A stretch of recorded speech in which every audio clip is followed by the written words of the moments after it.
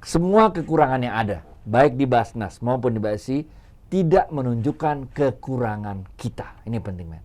Tapi semua ini menunjukkan betapa besarnya harapan orang terhadap Basnas maupun BSI.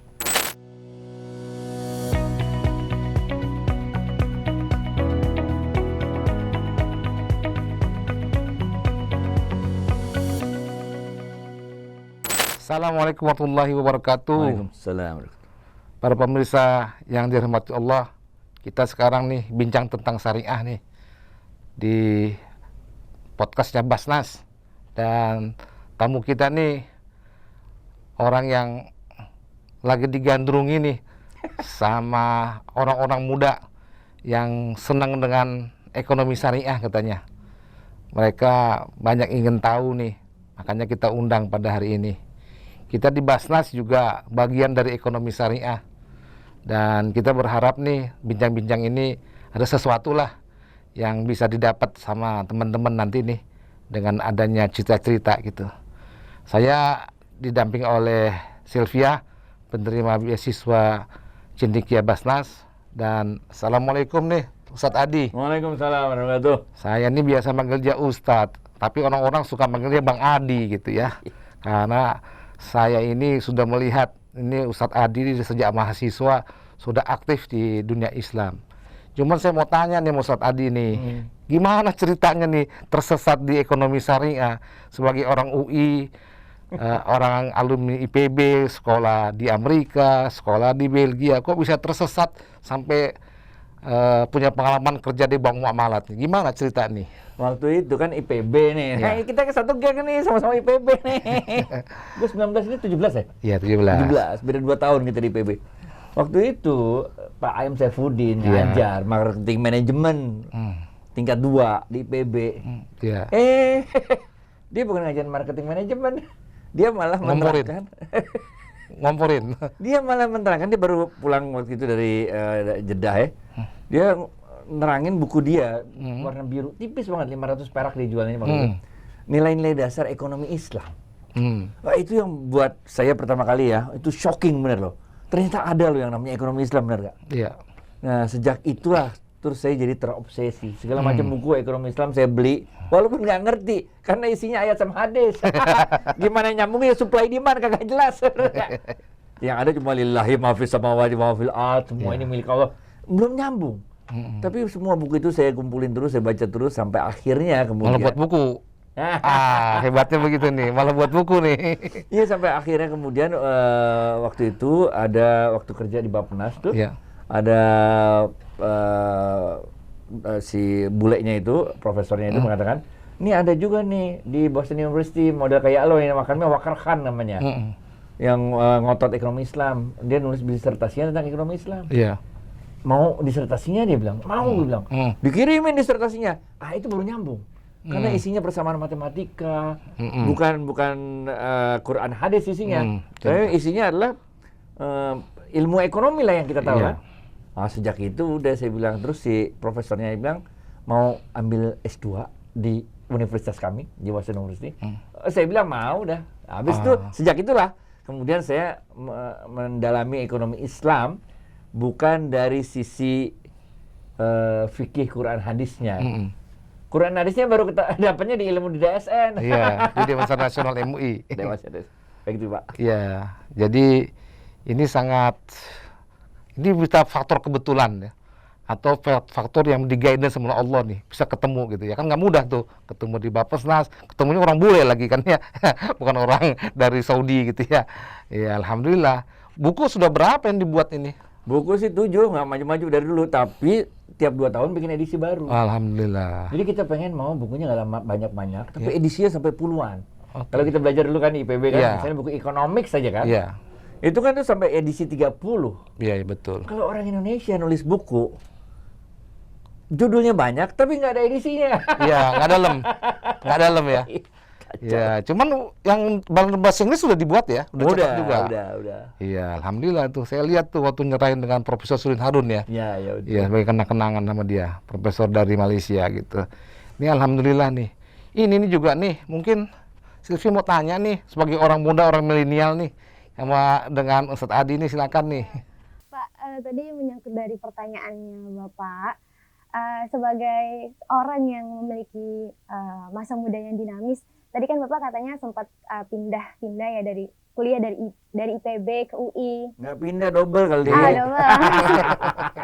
Ya, terus kemudian lanjut ke Boston, kemudian juga dari US sampai ke Belgia.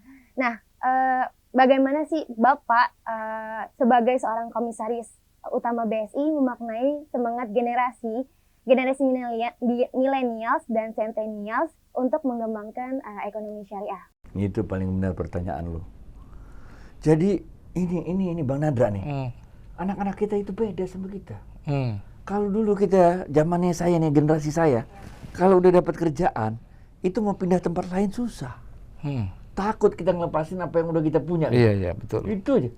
Anak zaman sekarang kagak, men. Anak gua kalau dia pindah aja. Iya. Nggak asik kerjanya pindah. Iya. Jadi Lebih pede dia. Anak zaman sekarang itu lebih risk taker, lebih pede. Iya. Lebih nggak kayak kita dulu, kayak kerja. Yang pertama. Yang kedua, anak-anak ini juga, anak-anak muda semua sekarang. Mereka ini gampang ngasih sedekah, ngasih orang tuh Cair aja dia ya. iya. Iya. Dia nggak pakai dalil hadis, nggak pakai ayat, kasihan ya, kita kasih dia.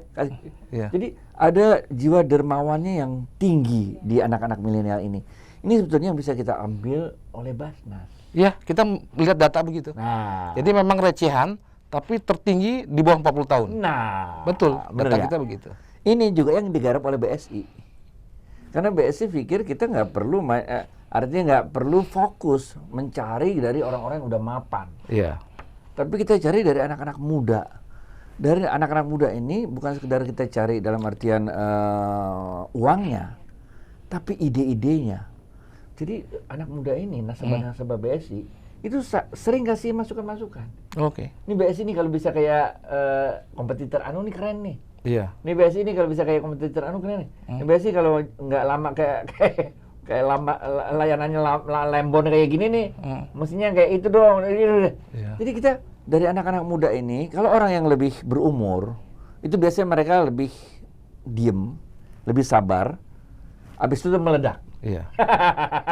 Iya. Dia diem, sabar, habis itu suruh nunggu kan 2 jam, habis itu dia ngomel. Bener ya? Kalau anak muda enggak, dia lebih spontan ngasih masukan-masukan, sehingga saya rasa anak-anak muda ini benar-benar bisa jadi tulang punggung jayanya kembali Islam di Indonesia dan di dunia, amin. Terus gimana tuh tentang startup? Karena anak-anak muda ini senang dengan startup ini. benar. Di BSI bisa bantu mereka bangun startup nggak? Jelas, kita kan kerjasama juga sama startup ini. Startup ini ada 2 nih, Pak Nadra. Ada startup itu ada 2 lah. Yang pertama adalah startup yang memang merupakan kebutuhan nyata masyarakat. Iya. Kita ambil contoh misalnya Gojek.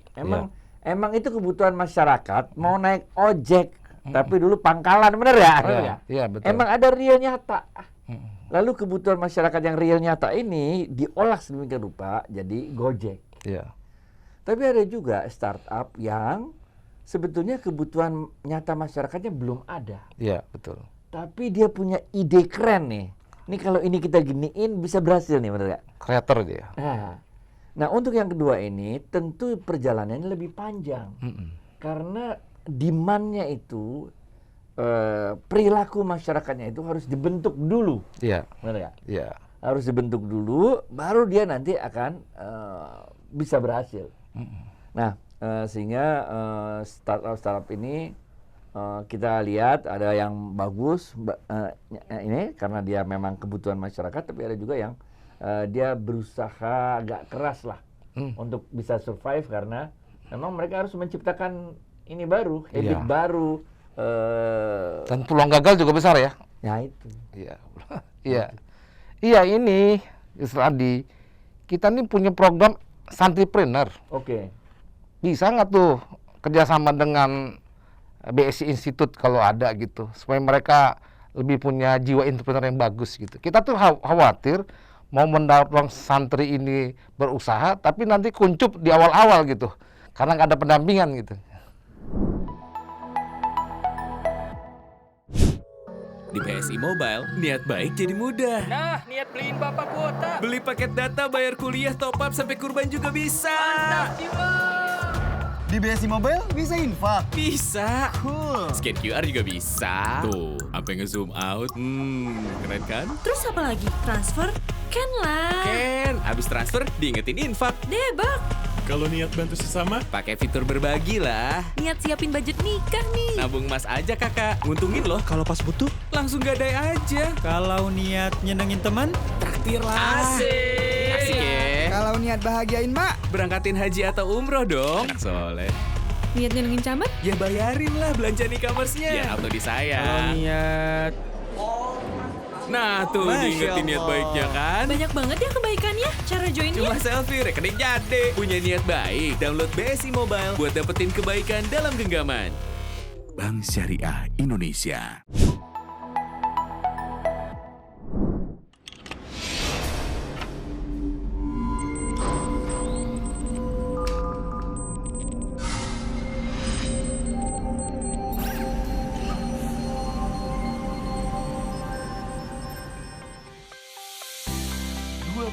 Tahun Basnas berdiri dengan terus konsisten menggelorakan gerakan cinta zakat di Indonesia.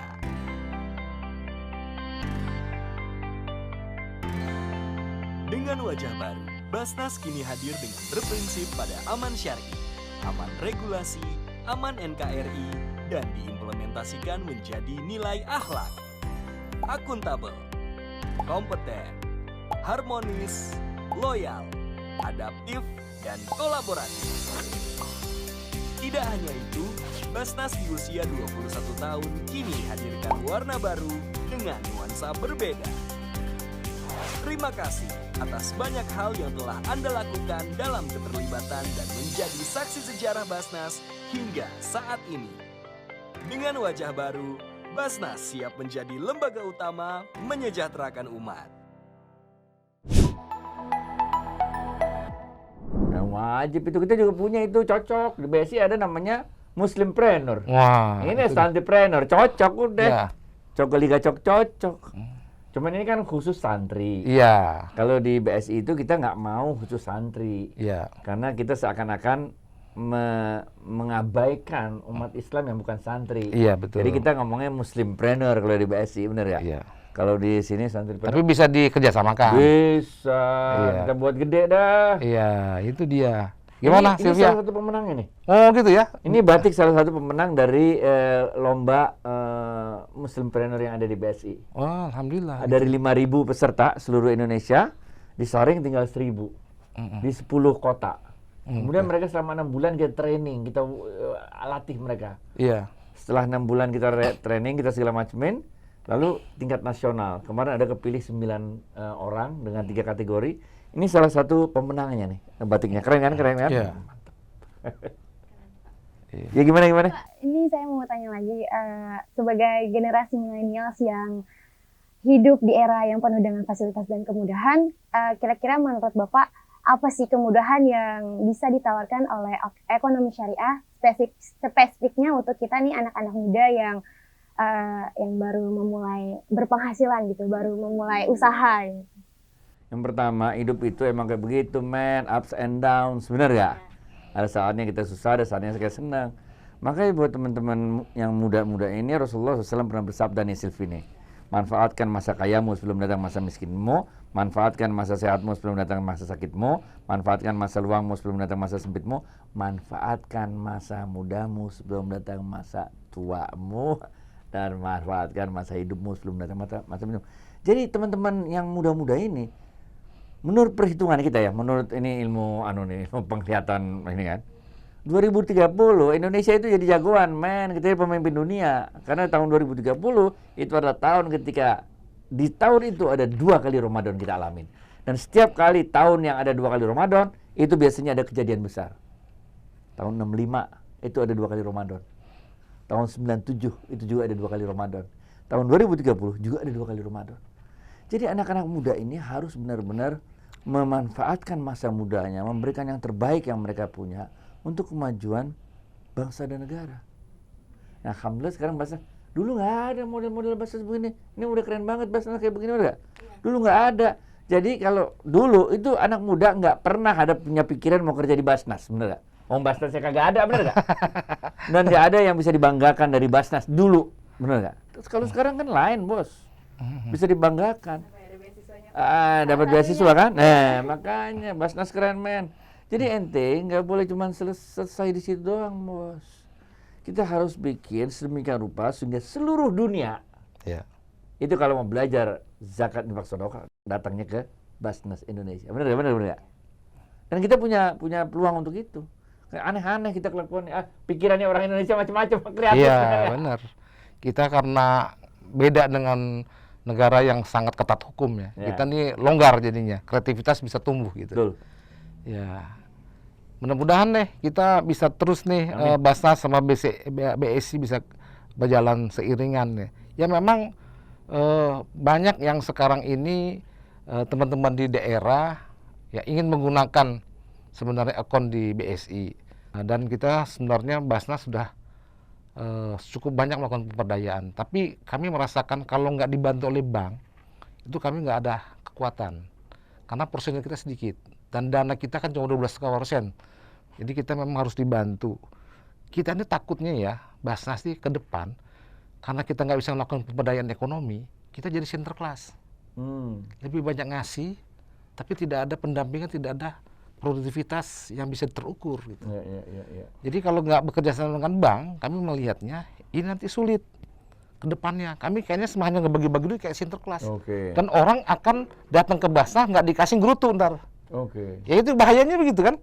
Orang dikasih, oh ya oke gitu, tapi minta terus gitu, karena nggak diproduktifkan, tidak mandiri gitu. Nah, yang punya ilmu beginian ini kan cuma di bank sebenarnya, ya kan? Dan saya dengar di BSI punya microfinance juga misalnya gitu ya. Betul. Nah ini yang kita mau sinergikan nih sebenarnya, bagaimana nih supaya bisa jalan, supaya orang-orang ini jangan sampai melihat Basnasnya kayak sinterklas, minta doang gitu ya.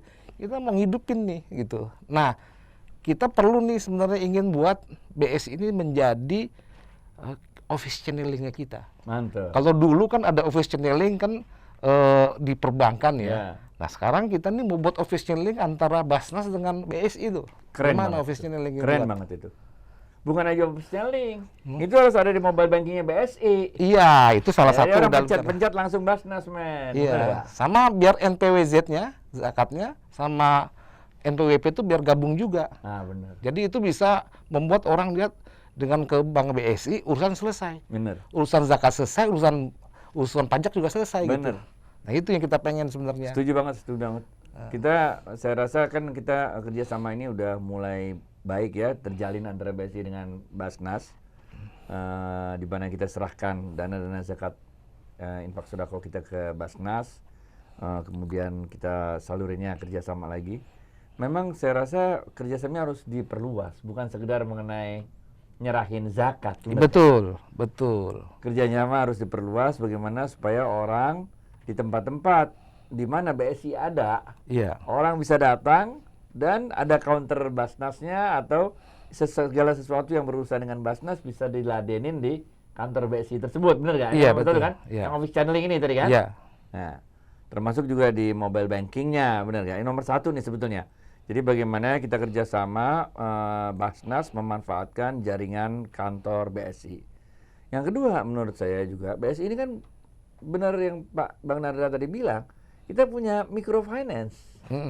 Nah microfinance ini kan kalau kita campur uangnya antara uang yang komersial dari BSI dengan uang yang sosial dari Basnas, nah ini juga bisa menjadi sesuatu yang saling melengkapi. Ya kalau saya sih untuk yang nomor 2 ini saya menyarankan agar program Santripreneur dari Basnas itu dikolaborasikan dengan program Muslimpreneur. Iya, karena kita kan ngitungnya gini, Muslimpreneur atau Santripreneur tuh 5 tahun dia akan jadi muzaki dia. Membayar zakat kita nantinya. Nah itu potensi gede kan itu. Bener banget. Dan kemarin ya waktu kita buat ini nih award ini, lomba ini yang 5.000 orang itu penjaringan itu luar biasa bos, macam-macam banget ide-idenya. Ini yang kedua. Yang ketiga menurut saya, selain kita bantu untuk yang entrepreneur, lebih dari itu sebetulnya. Yaitu kita ingin juga memanfaatkan, kalau tadi kan memanfaatkan jaringan kantornya BSI. Sekarang bagaimana memanfaatkan jaringan masjid? Iya, betul. Jaringan sekolah Islam pesantren ini. Iya, betul. Supaya daya jangkau Basnas dan daya jangkau BSI menjadi lebih luas. Iya. Sebenarnya. Dan biasanya kalau udah pakai jaringannya masjid, jaringannya pesantren dan sebagainya, orang itu tingkat kepercayaannya terhadap Basnas dan terhadap BSI juga meningkat. Iya. Nggak nanya lagi nih syariahnya beneran apa enggak sih ya? Karena ini masjid men, lo nyatanya bener gitu lah. Karena semua masjid itu ngumpulin zakat fitrah dan juga panitia kurban. Iya, betul. Nah, sekarang kita minta laporan ke dia, jadi laporan off balance sheet. Oke. Jadi Basnas bilang ini off balance sheet. Ada kegiatan nyata, tapi kita nggak masukin ke on balance sheet. Kalau on balance sheet kan nanti diperiksa oleh KAP, dokumen harus lengkap kan. Nah, itu repot itu kan. Nah, itu dulu yang kita mau anukan. Sehingga kita buat aplikasi untuk masjid sekarang supaya dia punya pencatatan yang bagus. Kita buat aplikasinya gitu ya, supaya nyambung gitu. Nanti kalau dia ngirim ke kita yang off balance sheet ini udah nggak sulit. Karena kalau manual kan orang sulit ya. Nah, tapi dari semua itu gimana Ustadz Adi nih? Nah, tadi kalau cerita anak muda yang seperti lebih pede, lebih bebas, ada nggak kebanggaan sih sebenarnya dengan ekonomi Islam ini sekarang? Apa masih malu-malu dengan ekonomi Islam? Kalau data ya, kalau kita lihat data dari Kementerian BUMN ya, yang brand paling berpengaruh ya, kalau kita lihat ya, nomor 3 itu brand paling pengaruh di Kementerian BUMN itu BSI, bos. Jadi artinya apa? Sebenarnya ini harapan orang terhadap BSI, terhadap ekonomi Islam ini luar biasa. Biar kata masih kecil juga, biar kata lama, IT-nya masih belum keren-keren banget. Tapi harapan orang tuh udah gede banget. Ini harus kita manfaatkan sebetulnya. Harapan yang besar ini nggak boleh kita buat jadi kuncup. Iya, betul. Harapan yang besar inilah harus kita manfaatkan sedemikian rupa. Kita kasih akses semua anak-anak muda ini, mereka bisa berkontribusi. Bukan aja sebagai nasabahnya BSI, bukan aja sebagai penerima zakatnya Basnas, tapi orang yang berkontribusi untuk kemajuan BSI, untuk kemajuan Basnas dengan ide-idenya, pemikiran-pemikirannya, sehingga anak muda ini mereka bukan sekedar pelaku ekonomi yang ngikutin apa yang ada. Iya, betul. Sehingga kita sekarang nggak usah nanya common practice, best practice, nggak usah nanya. Ini new practice. Yang kita harapkan dari anak muda itu bukan common practice. Kalau common practice berarti lu cuma ngikutin orang tua, bener gak? Iya, betul. Best practice sama, lu cuma ngikutin orang tua yang sukses, bener gak? Yang kita mau bukan common practice, bukan best practice. Yang kita mau new practice. Suatu praktek, suatu ide yang nggak kepikiran sama orang tua. Karena dulu kita waktu masih muda juga sebagai orang tua sekarang, kita nggak punya nih luxurious yang kayak begini nih. Sekarang apa yang kejadian di Amerika bisa klik-klik kita tahu, benar nggak? Iya, benar. Cara buat yang kalau dulu susah banget kita cari, sekarang di YouTube DIY benar, do it yourself untuk bikin ini bikin itu bisa. Iya, betul. Orang belajar YouTube itu kita nggak punya dulu. Sekarang kalian punya. Makanya sekarang ini kalian jangan bilang common practice, jangan bilang best practice, kalian new practice. Iya. Keren, dan Basnas kemarin oleh Frontier diberikan top brand. Oh iya? Untuk filantropi Islam. Wah. Top brand kita. Itu alhamdulillah bahwa kita dikenal dan dianukan lagi. Mantap. Dan kita alhamdulillah di tahun ini sudah lebih besar daripada las-las yang ada. Alhamdulillah. Nah, las-las yang ada dulu lebih tinggi pada Basnas. Sekarang kita alhamdulillah sudah lebih tinggi pada las-las yang ada. Ya.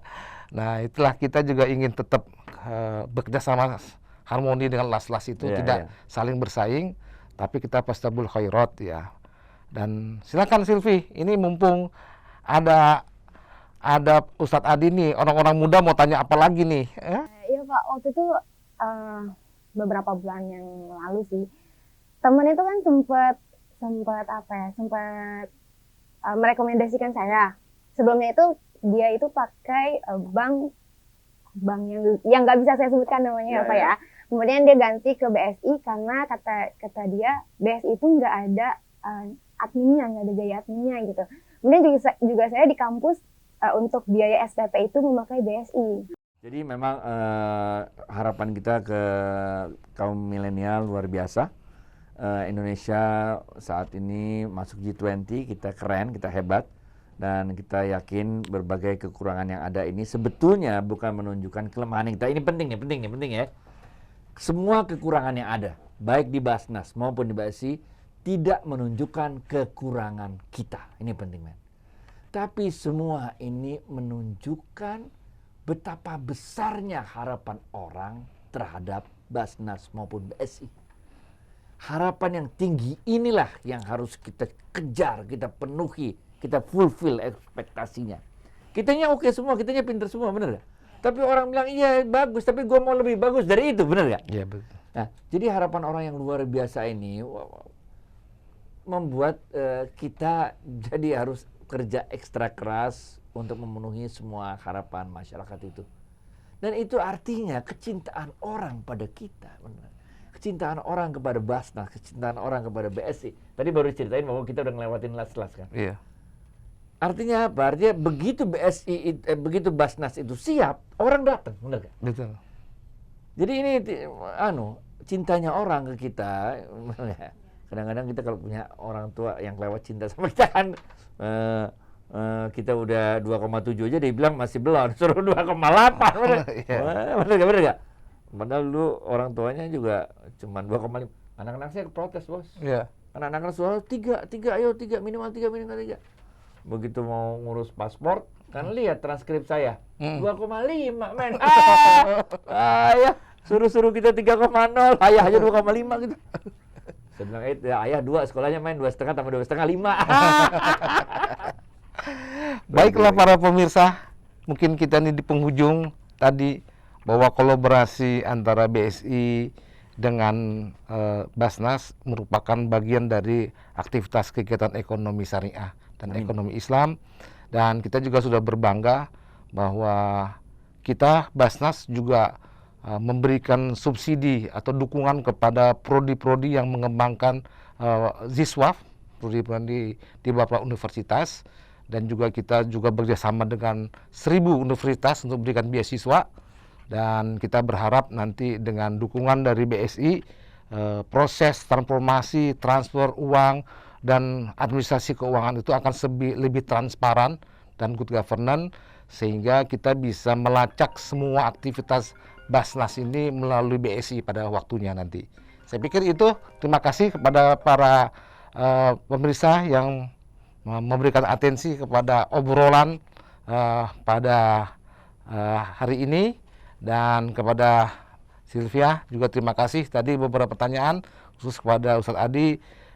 Jangan sekali ini saja datang ke Basnas. Mudah-mudahan yang akan datang bisa datang lagi ke Basnas. Karena kita perlu bekerja sama dan bersinergi antara Bas dan BSI. Demikianlah mungkin para pemirsa.